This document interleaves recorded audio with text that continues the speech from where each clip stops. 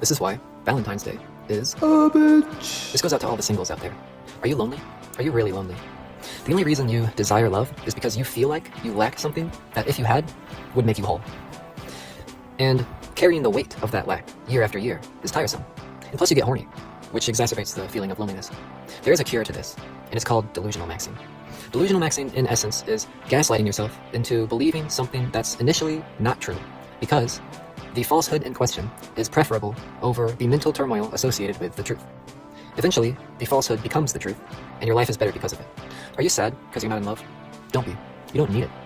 You're so easily able to think of all the positives of being in love while you're lonely. How often do you think of the downsides?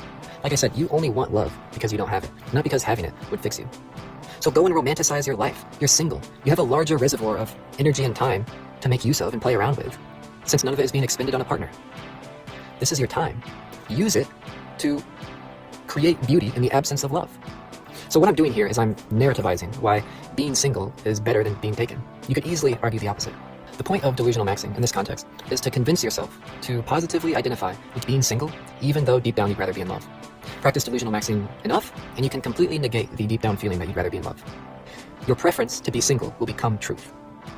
Delusional maxing also only works if you believe in its power. In a sense, it kind of works and doesn't work at the same time. You have to delude yourself into believing that delusional maxing works. Because truth is infinite, and untruth is nothing.